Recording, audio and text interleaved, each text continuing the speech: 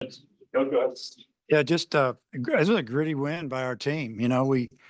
Uh, you know, we get up three, get within, one out of getting out of a jam, and they got a big hit by Hines on a slider that didn't slide as much as normal.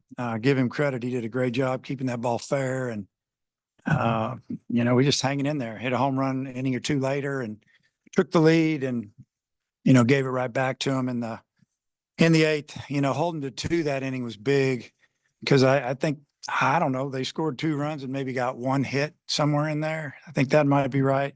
But our pitching's been so good all year. We've talked about that this was going to happen and that we'd have to step up offensively. And I thought we did a really good job tonight offensively.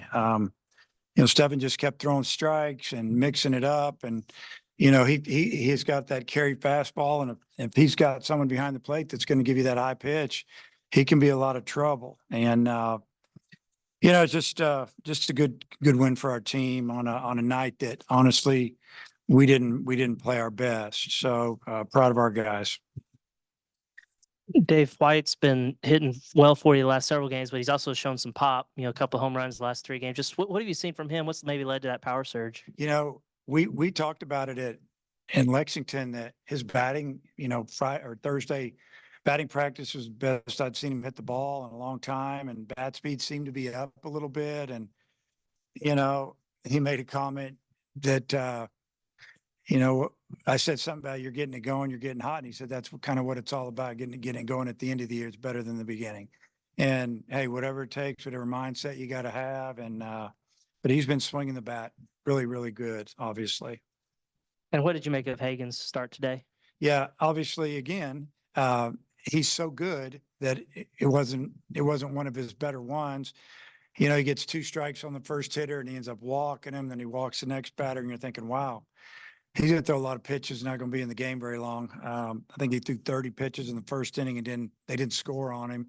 And like Hagen seems to be able to do, his stuff is so good. He went through the middle of that order and got us back in the dugout. But, he also threw 30 pitches. The second inning he threw 6. And then we're like, okay, we're back on track. Probably going to get 6, maybe 7 out of him. We only got 5. Just didn't have the command that he normally does. And, we've kind of been waiting for it, honestly, because he's been so good and so consistent. Maybe he's got that behind him and he can move on now. But, he's been better, obviously, and he is a lot better than that. But it was just that night, and Mississippi State did a good job of fouling off some pitches and getting his count up.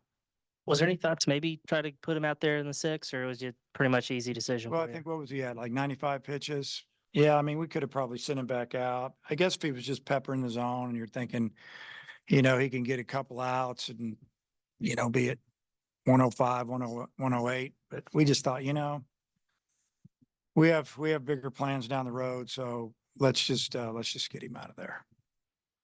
Gage tonight, a lot of conversation around it this week, and Yep. then you put him into that Highlander situation. Just what you see from him, I'm able to kind of see him come through there. Well, what I saw was somebody that just went out there and competed and just seemed to enjoy being out there in that type of situation. When I gave him the ball, I said, hey, bases loaded, no outs, have fun. I walked off and I just tried to loosen him up a little bit. And, he just threw that high spin carry fastball and got a pop up and, I don't know, strike out and then another pop up. And he didn't even throw a breaking ball. He threw a couple change ups, but really proud of him. Just going in there and kind of taking the bull by the horn, so to speak. He just said, okay, I'm the guy, I'm going to get it done. And he did. The 3 singles, pretty much the same spot, every one. Good to see him kind of hurt a team without the home run and extra base hits and be able to get that. Yeah, it was big. He's really been staying through the middle of the field during all of our batting practice. And, like today, the wind was blowing out pretty hard. When we were swinging it about, 4:30, 5 o'clock, whatever it was. And we hit a lot of balls out of the park. And David's got more power than most of the guys on the team. He didn't ball out. He had a bunch of balls through the middle. He might have hit a couple, maybe he hit one to dead center, but no pull. Everything was through the middle other way. And, I think his approach and the way he took, mentally he handled his batting practice, he took it to the game, and it really paid off for us. Coach, again, Gabe Gackel comes in, runners on base, and then strikes out, their two guys and Hines and Jordan. What did you think of that inning?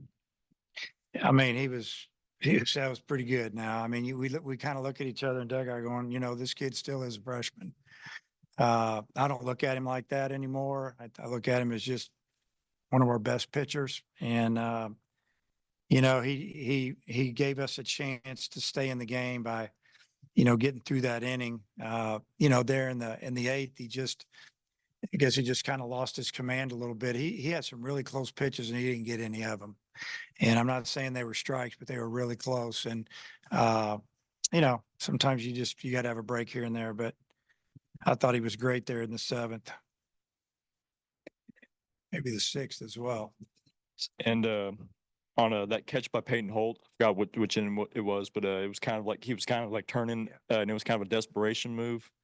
Just what you thought of that catch and how Catch was showed just a really athletic player. The ball was absolutely smoked, and I think it fooled him. He took a bad route to the ball, kind of up and over a little bit, and that ball kind of started slicing back, and it was, that would have been more of a drop step and run at the alley a little bit, but it was hit so hard and low.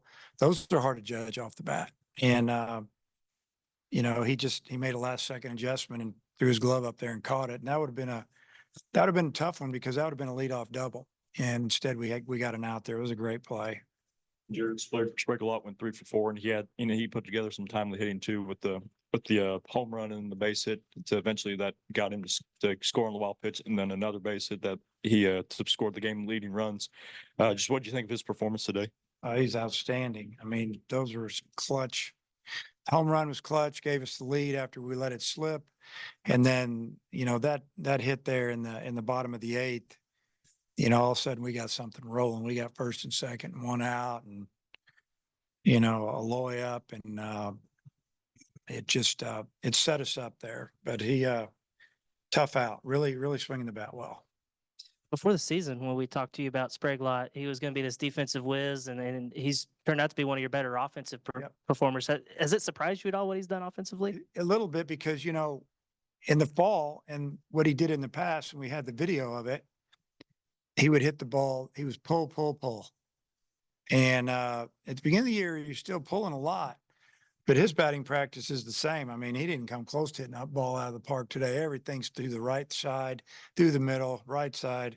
And then in the game, it might turn a little bit, but at least it's between the lines. And I think you could probably look back a month and a half. Teams were shifting way over on him. Now they're keeping that second baseman over there because those flow charts are starting to show that he's hitting balls over there. And I just think he's a really good hitter. He's very coachable and has done a tremendous job of working to get better. And Gage, I think threw 12 pitches for you. Is he a guy that you might be able to bring back later this weekend? Or Oh yeah. He'll be good to go. He works off adrenaline a little bit anyway. Once he calms down tonight, I think he'll be good to roll. Dave, it seemed to you like the pitchers were discarding a lot of balls tonight. That they were starting with the ball. That they were discarding a lot of balls, throwing them back Yeah, over to the they were. dugout. I don't know if the balls they didn't feel like they were rubbed up enough and they were slick.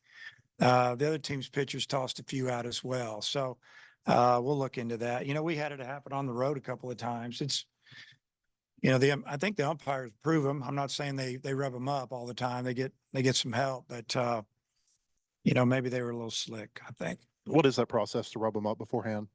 Yeah, you have managers that brand new ball, and they start it, and I think they get passed down the line to make sure they're okay. So that'd be my guess. Kinda. That rally in the eighth, Peyton Holt singles to lead off the inning. Just how important was that to get something started right away?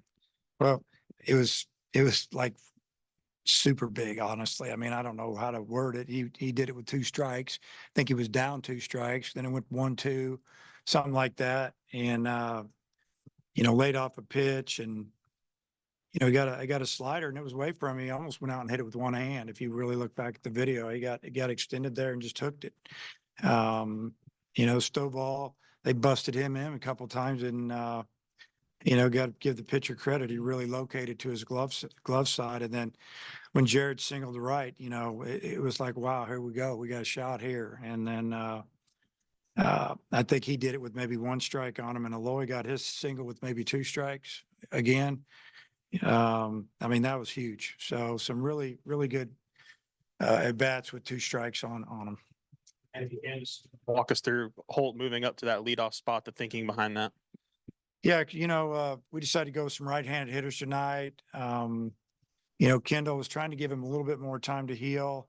I mean, he's feeling good. He came to me, wanted to play today, and I just said, hey, you're going to come off the bench today.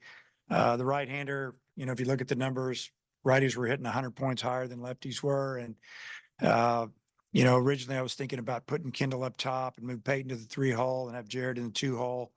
But when they, you know, when we decided to go right like this, then just thought, I just wanted to get Peyton out of the Stovall out of the leadoff spot.